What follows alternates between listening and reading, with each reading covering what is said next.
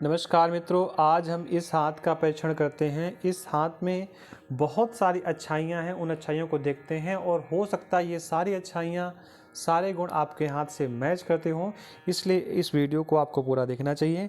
साथ में चैनल को सब्सक्राइब भी कर लें जिससे कि आप परिवार के सदस्य बन जाएं। देखो एक-एक चीज़ देखते हैं। ये किसी भी जातक की सबसे छोटी उंगली होती है जिसको बुद्ध की उंगली कहते हैं।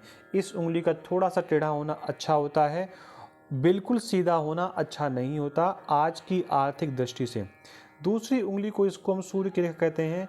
ये रेखा जितनी सीधी हो उतना ही श्रेष्ठ होता है और ये आज की नहीं हमेशा की दृष्टि से। शनि की उंगली बहुत खास होती है। शनि की उंगली पूर्णतया सीधी होनी चाहिए, सुदृढ़ होनी चाहिए, अच्छी होनी चाहिए और इसमें कहीं कोई किसी प्रकार का टेढ़ापन नहीं होना चाहिए।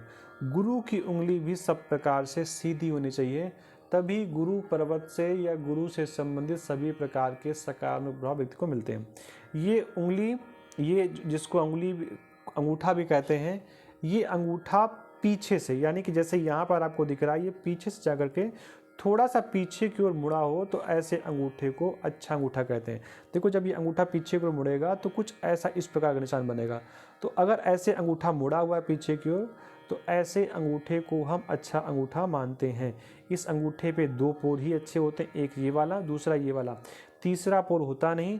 और जो ये तीसरा पोर होता है किसी भी हाथ में, आपके हाथ में, इसको शुक्र का स्थान कहते हैं। ये स्थान व्यक्ति का अच्छा ही होना चाहिए। अगर ये किसी कारण से व्यक्ति का स्थान अच्छा नहीं है तो आज के ज़माने की जो लग्जरी चीज़ें हैं वो इस व्यक्ति को किसी कारण से नहीं मिल पाती।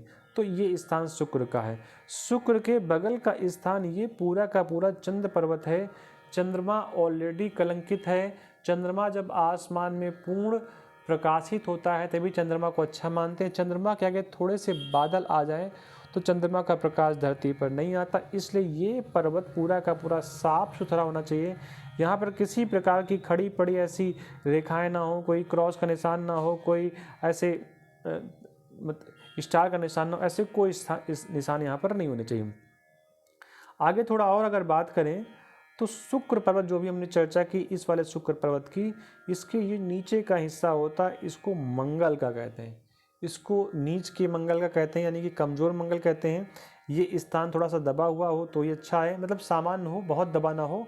और ये स्थान जातक का उच्च मंगल होता है। मंगल के हाथ में दो स्थान होते हैं, एक नीच का मंगल, एक उच्च का मंगल। नीच का मतलब ये नहीं कि वो नकारात्मक है और उच्च का मतलब ये नहीं कि सकारात्मक है। तो ये वाला जो मंगल का स्थान है ये व्यक्ति का थोड़ा उठा होना चाहिए। ये वाला जो मंगल का स्थान है ये व्यक्ति का थोड़ा सा दबा होना चाहिए, तभी किसी भी जातक के हाथ को अच्छा मानते हैं। ये जो स्थान है इसको बुद्ध का स्थान कहते हैं। बुद्ध का स्थान हमेशा उठा होना चाहिए, तभी उस बुद्ध के गुणों को हम कहेंगे कि इस जातक में बुद्ध के गुण विद्यमान है। ये सूर्य का स्थान है। सूर्य का स्थान उठा भी हो सकता है, दबा भी हो सकता है। अगर ये सूर्य का स्थान इस प्रकार उठा होगा तो उस पर कोई खड़ी लाइन नहीं होगी, और सूर्य का स्थान जैसे ये वाला आप देख रहे हैं अगर दबा होगा तो यहाँ पर कोई न कोई एक खड़ी लाइन होगी जो इस सूर्य की रेखा के ऊपर चल रही होगी, जो सूर्य के गुणों को बढ़ा रही होगी। ये स्थान सबसे खास स्थान होता है किसी भी व्यक्ति के जातक का। इसको हम शनि महाराज का स्थान कहते हैं। किसी कारण से अगर इस स्थान में कोई समस्या है, कोई कमी है, या यूँ समझिए ये स्थान अच्छा नहीं है, तो आप ये कह सकते हैं कि शनि के जातक में गुण कम है। अब शनि का नाम सुन करके ही कई लोग घबरा जाते हैं। यहाँ घबराने की कोई आवश्यकता नहीं है। ये स्थान व्यक्ति का बहुत अच्छा होना चाहिए, और इस स्थान के नीचे अगर कोई सुंदर सी खड़ी रेखा है तो आप ये मानिए कि जातक बहुत भाग्यशाली है, जातक बहुत श्रेष्ठ है। आगे अगर बात करें तो ये स्थान व्यक्ति का गुरु का स्थान होता है। गुरु के स्थान की व्यवस्था ये होती है, गुरु की विशेषता ये होती है कि गुरु के पास कुछ भी चला जाए, गुरु उस वस्तु को अच्छा करने का प्रयास करता है। तो ये गुरु का स्थान है। अगर इस गुरु के स्थान पर ऐसे क्रॉस का निशान बन जाए, देखो मैंने यहाँ के लिए मना किया था, लेकिन यही क्रॉस का निशान अगर गुरु के स्थान पर बन जाए तो इसको बहुत अच्छा मानते हैं, बहुत सकारात्मक मानते हैं। अगर इसी क्रॉस के निशान के साथ यहाँ गुरु के निशान पर स्वास्तिक जैसा निशान बन जाए, स्वास्तिक जैसा ऐसा बन जाए, प्लस के साथ ऐसा बन जाए, ऐसा बन जाए, या पूरा का पूरा निशान बन जाए, तो इसको बहुत अच्छा मानते हैं। बहुत कम हाथों पे देखने को मिलता है, लेकिन आप ये कह दें कि नहीं दिखाई नहीं देता तो ये कहना गलत है। ये स्थान गुरु का स्थान माना जाता है। उसके बाद इस रेखा को हम लोग हृदय रेखा कहते हैं, जो इस गुरु की उंगली के नीचे तक आती है। देखो, हृदय रेखा अगर हमारी चल करके यहाँ से निकलती हुई ऐसे सीधे चल करके गुरु के पर्वत तक आती है, तो इस रेखा को हम अच्छा ही मानते हैं, किसी प्रकार से खराब नहीं मानते। अगर यही रेखा चल करके बीच में यहाँ कहीं मुड़ जाती है तो इसको अच्छा नहीं मानेंगे। अगर यही रेखा चलते हुए यहाँ तक पहुँचती इसको अच्छा नहीं मानेंगे। यही रेखा चलते हुए केवल यहाँ तक पहुँचती इसको अच्छा नहीं मानते। इस रेखा को यहाँ से प्रारंभ होकर के पूरा का पूरा गुरु के पर्वत तक नीचे आना चाहिए, तभी इसको हम अच्छा मानेंगे, ऐसा शास्त्र कहता है। ये जो आपको लाइन दिखाई दे रही है, इस लाइन को हम लोग उम्र की लाइन कहते हैं। इसका स्टार्टिंग पॉइंट ये होता है, इसका एंड पॉइंट ये होता है।